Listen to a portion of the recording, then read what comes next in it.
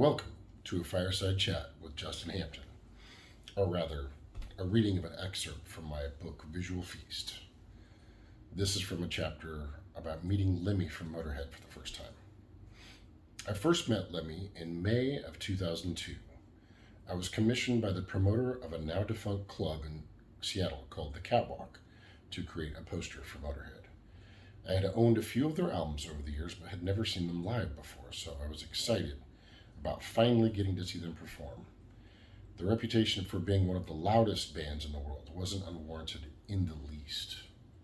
They delivered an unrivaled, mind-melting set of unbelievable volume. It was in an underground club in Pioneer Square, and it was like being in a bunker with a sonic concussion grenade thrown in it. It was an assault on the senses. You could literally feel the power of the music in your chest. Every miscreant from every walk of life was there for the spectacle. The mosh pit was over half of the crowd, and it got pretty violent at times. There was one guy that was literally escorted out on a stretcher. The show ended with Lemmy saying, "We are Motörhead and we play rock and roll." The show was impressive, to say the least. Once the gig ended, my ears were ringing so bad that I was left dizzy and somewhat nauseous. No joke. I think they're still ringing to this day from that damn show.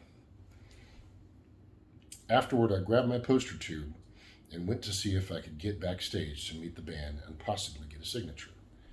After waiting in queue for a little while, I was taken backstage by an imposing security guard where a crowd of followers were surrounding Lemmy and hanging on his every word like he was some kind of cult leader. It seemed like it would be some time before I might get a chance to meet him, so I just resigned to wait until everyone had finished kissing the ring of the patron saint of loudness.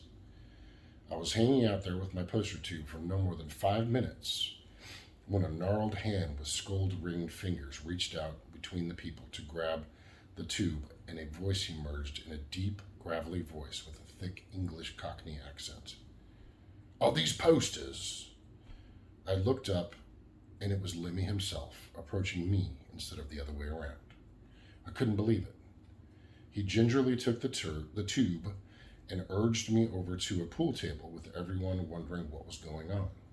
He opened the tube like a kid on Christmas Day and pulled out the poster that apparently he hadn't seen yet.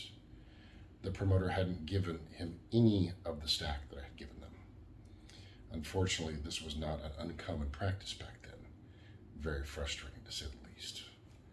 Lem unrolled the poster and flattened it out on the table, and the people crowded around. Everyone was looking like they were thinking, "Who the fuck is this guy? What is this shit?"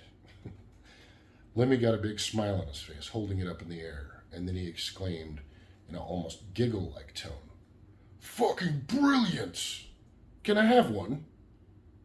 Everyone oohed and awed on cue. Lemmy fucking Kilmister, a living legend, was asking if he could have one of my posters that I made for his show. I said, of course, and he went on to sign a few copies for me. I gave him a small stack for my personal copies. He shook my hand and couldn't have been more cool and personable. It actually took me by surprise how down to earth he was. I had no idea what to expect. I was honestly so in shock from the entire experience that I'd completely forgotten to see if I could get a photo with him.